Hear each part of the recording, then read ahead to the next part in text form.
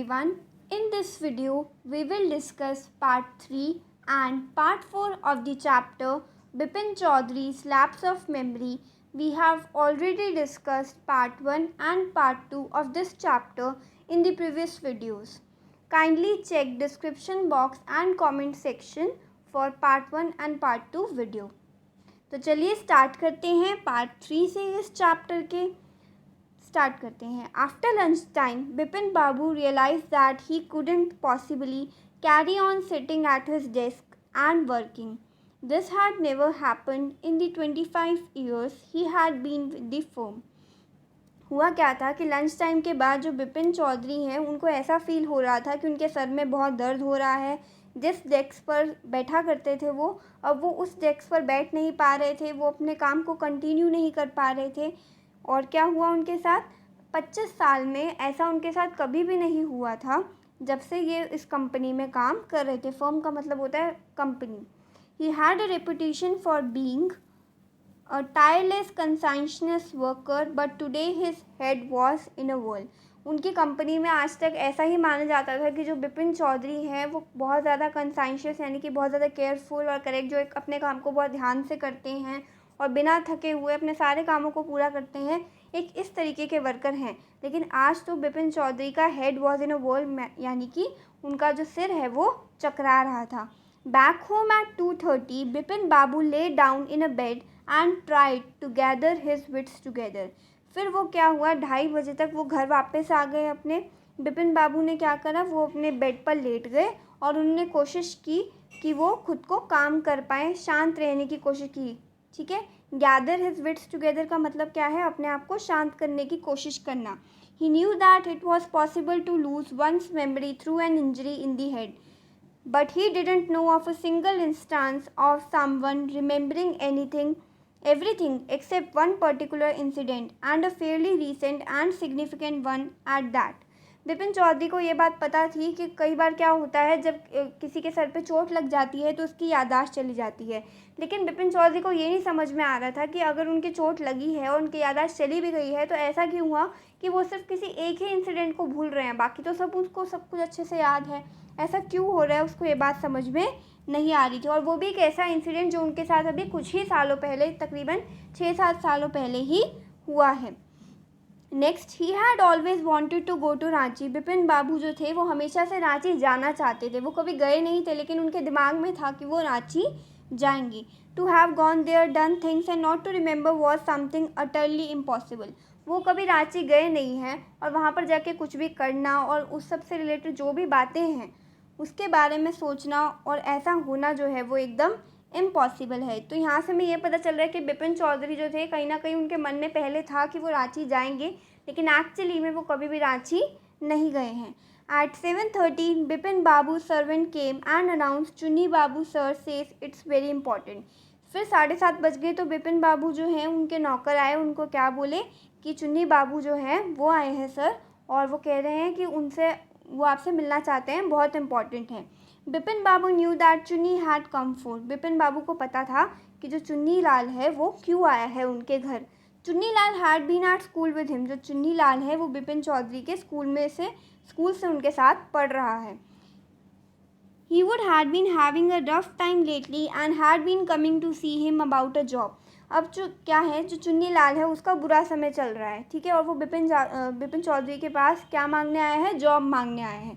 Bipin Babu knew it was not possible to do anything for him and in fact told him so. Bipin Babu को पता है कि वो उसके लिए कुछ नहीं कर सकते, जॉब अरेंज नहीं कर सकते, लेकिन क्या है, उनको ये सब बात पता तो है और उन्होंने चुन्नी बाबू को चुन्नी लाल को ये भी बता दिया है कि मैं तुम्हारे लिए कुछ नहीं कर सकता, लेकिन वो फिर भी उनके घर वापस आ जाता है.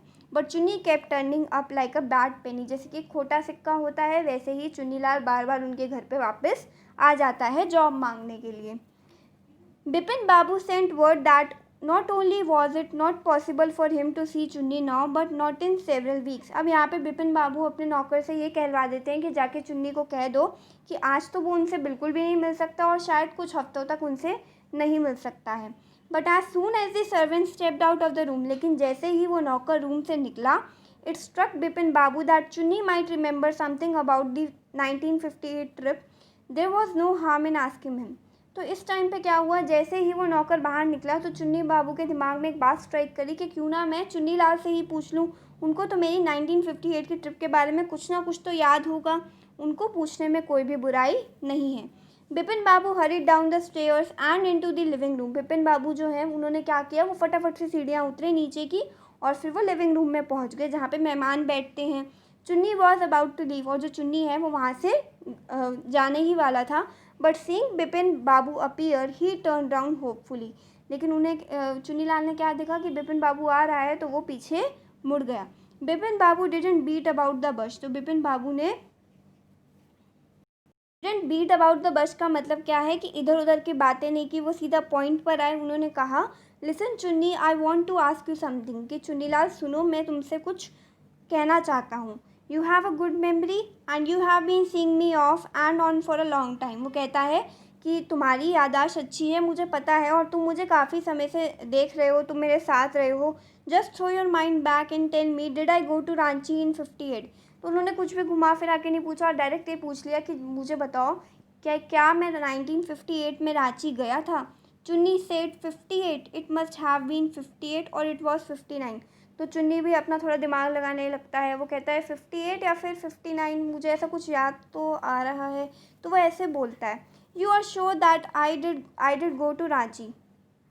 फिर वो पूछता है क्या तुम श्योर हो कि मैं रांची गया था? तो जो चुन्नी है उसके जो चेहरे पे एक अमेजमेंट लुक आ जाता है, और जो जिसमें कोई भी वरी नहीं होती, लेकिन वो चिंता नहीं करता। चुन्नी लाल का फेस पे ऐसा आ जाता है कि बिपिन बाबू उससे क्या पूछ रहा है। तो फिर वो क्या कहता है, do you mean you have doubts about having gone at all? तो वो चुन्नी लाल उससे कहता है तुम्हारा क्या मतलब है, तुम्हें शक है कि तुम गए थे कि नहीं गए थे, तुम्हें कोई डाउट है? तो फिर वो कहता है did I go, do you remember clearly? तो फिर बिपिन बाबू कहते हैं मैं गया था कि नहीं गया था, तुम्हें क्या अच्छे से याद है? Chunni sat down on the sofa, fixed Bipin Babu with a long hard stare and said, Bipin have you taken to drugs और समथिंग? इस पे क्या होता है, जो चुन्नी है वो सोफे पे बैठ जाता है और बिपिन बाबू का हाथ पकड़ के उन्हें बिठाता है और उनकी तरफ घूर के कहता है कि क्या तुमने कोई ड्रग्स या कोई दवाइयाँ लेनी तो शुरू नहीं कर दी? As far as I know, you had a clean record where such things were concerned. तो वो कहता है जितना मुझे पता है कि तुम तो ऐसा काम नहीं करते हो, तुम ड्रग्स वगैरह नहीं लेते हो, क्या तुम कोई नशा तो नहीं करते हो? I know that old friendship don't mean much to you, मुझे पता है कि जो पुरानी दोस्ती है उससे तुम्हें कोई फ़र्क नहीं पड़ता, but at least you have a good memory, लेकिन मैं ये तो जानता हूँ कि जो तुम्हारी मेमोरी है, जो तुम्हारी याददाश्त है वो तो अच्छी है।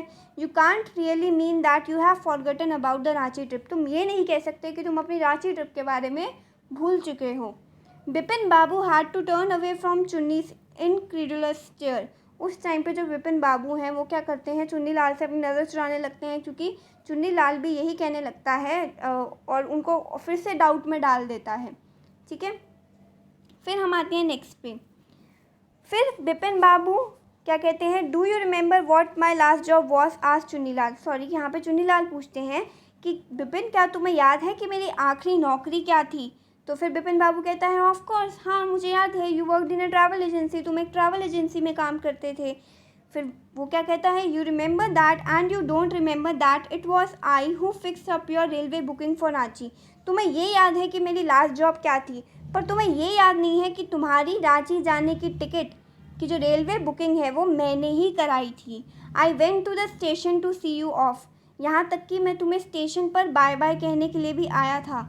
One of the fans in your compartment was not working, और तुम्हें याद है कि तुम्हारी कंपार्टमेंट का एक जो फ़ैन है, तुम्हारी ट्रेन कंपार्टमेंट का एक फ़ैन जो है वो काम नहीं कर रहा था, तो मैं एक इलेक्ट्रिशियन को बुला के लाया था ताकि वो फिक्स कर दे। हैव यू फॉरगॉटन एवरीथिंग, क्या तुम सब कुछ भूल चुके हो? Whatever is a matter with you, तुम्हारे साथ कुछ भी हुआ हो, you don't look too well, you know, तुम्हें भी पता है कि तुम ठीक नहीं हो। Bipin Babu sighed and shook his head, अब जो बिपिन बाबू हैं उनके सर में और ज़्यादा दर्द होने लग गया, उन्होंने अपना सर हिलाया। I have been working too hard, he said at last, that must be the reason, must see about consulting a specialist. तो फिर वो बिपिन बाबू क्या कहता है कि शायद मैं बहुत ज़्यादा मेहनत करने लगा हूँ, इसीलिए मैं परेशान हूँ, तो यही रीज़न होगा। और फिर वो क्या कहता है कि स्पेशलिस्ट से कंसर्न कर लेना चाहिए, कि एक डॉक्टर से बात कर लेनी चाहिए। Doubtless, it was Bipin's condition which made Chunilal leave without mentioning anything about the job. अब बेशक आप ये कह सकते हैं कि जो बिपिन है उसकी हालत कुछ ऐसी थी कि जो चुन्नीलाल है वो अपनी जॉब के बारे में इस बार बिपिन बाबू से कोई भी बात नहीं कर पाया।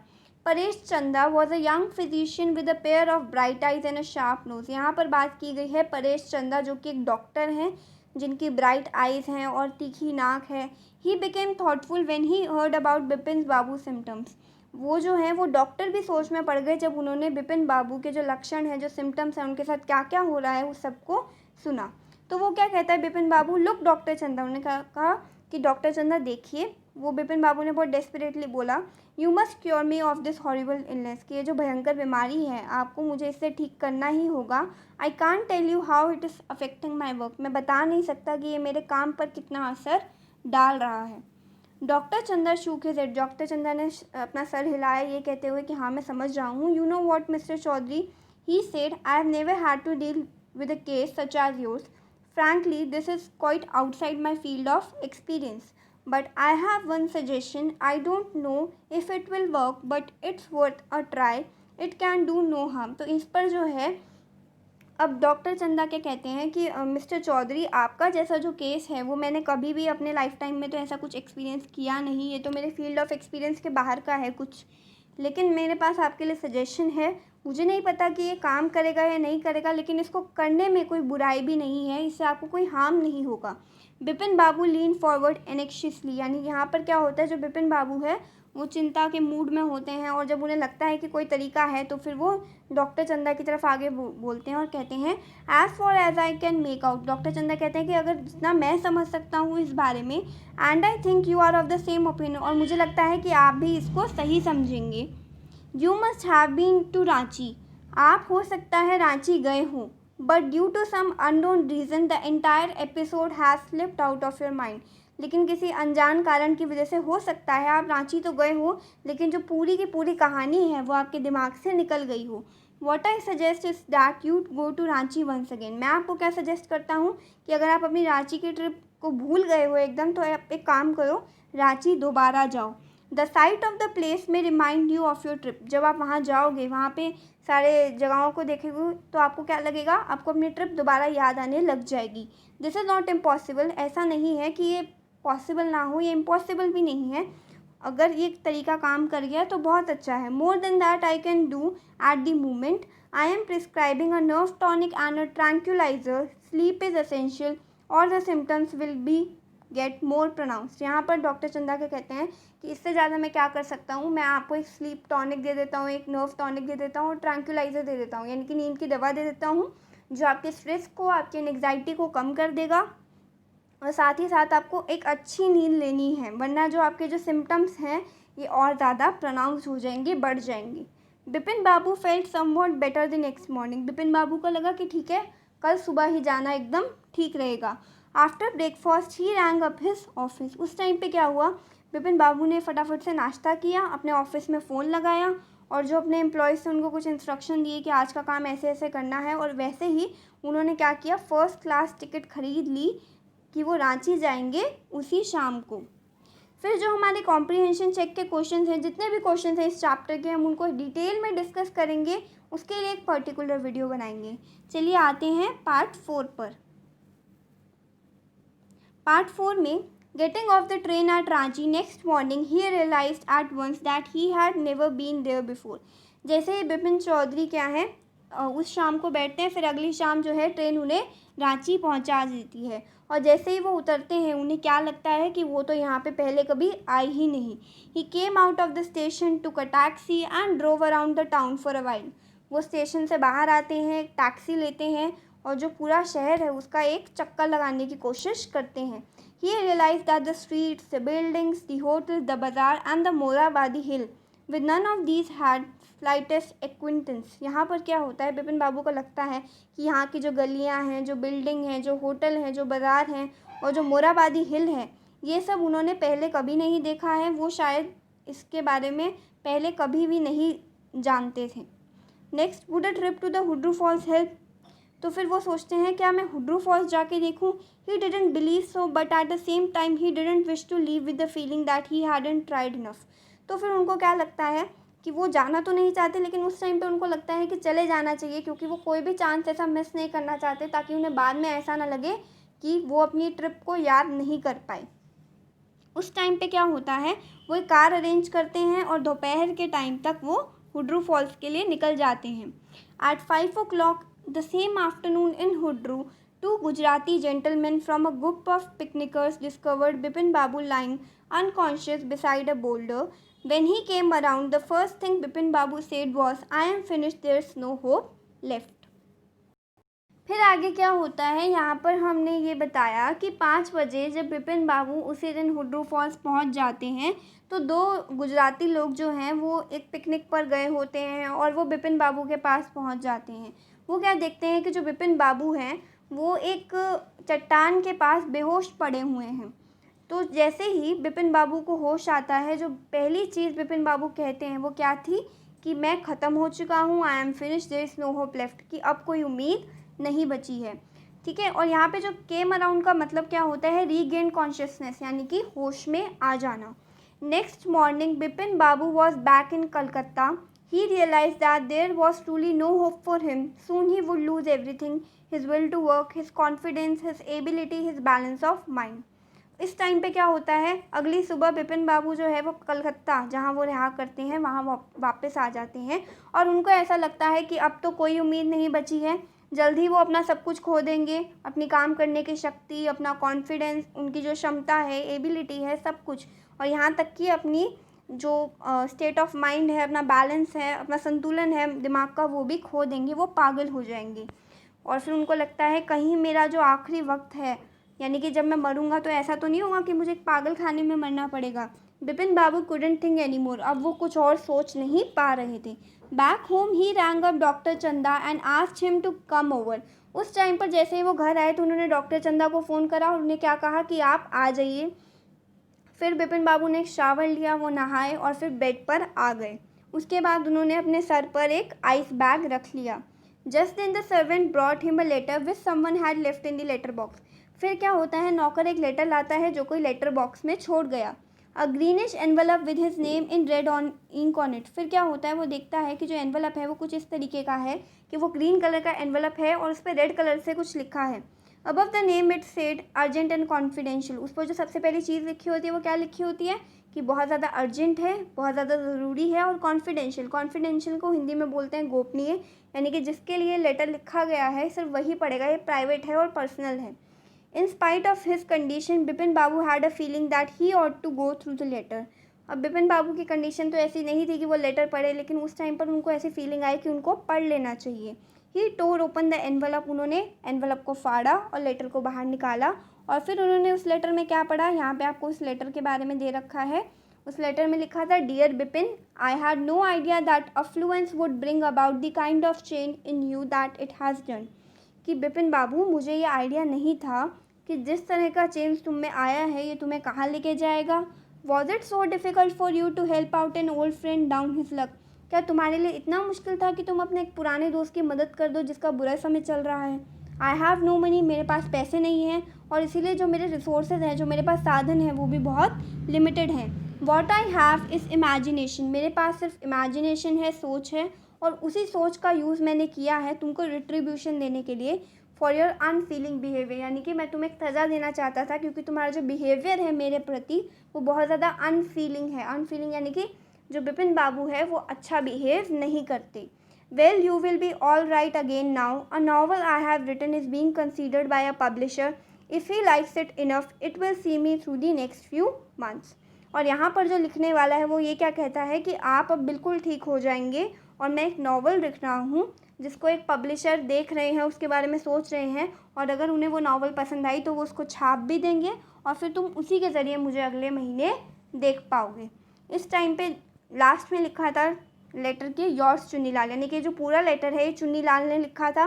चुन्नीलाल एक्चुअली में बिपिन बाबू से नाराज़ होते हैं क्योंकि जो बिपिन बाबू हैं वो बिल्कुल भी रेडी नहीं थे चुन्नीलाल की हेल्प करने के लिए। उसका बुरा टाइम चल रहा था, उसके पास जॉब नहीं थी। उसके अनफीलिंग बिहेवियर की वजह से जो बिपिन बाबू के अनफीलिंग बिहेवियर की वजह से चुन्नीलाल ने जो पूरा नाटक है वो रचा होता है। व्हेन डॉक्टर चंदा केम, बिपिन बाबू सेड, फिर वैसे ही डॉक्टर चंदा को तो उसने फ़ोन किया था, वो आ गए। I am fine, it all came back as soon as I got off the train at Ranchi. वो क्या है, डॉक्टर चंदा को झूठ बोलते हैं कि मैं एकदम ठीक हूँ, और जैसे ही मैं रांची उतरा था, मुझे ट्रेन से उतरते ही सब कुछ याद आ गया। तो फिर डॉक्टर चंदा कहते हैं कि बड़ा अजीब केस है। I shall certainly write about in a medical journal, मैं तो मेडिकल की एक मैगजीन में इस केस के बारे में ज़रूर लिखूँगा। The reason why I send for you, तो बिपिन बाबू क्या कहते हैं, मैंने तो आपको यहाँ पे इसलिए बुलाया था क्योंकि मैं रांची में गिर गया था, जिसकी वजह से मेरे पेन हो रहा है। If you could prescribe a pain killer, आप प्लीज़ मुझे एक पेन किलर लिख दीजिए जिससे मेरा दर्द ख़त्म हो जाए। और ये जो पूरी स्टोरी है, इसे लिखा है सत्यजीत रे ने। आई होप आपको ये स्टोरी समझ में आ गई हो, बहुत अमेजिंग स्टोरी थी।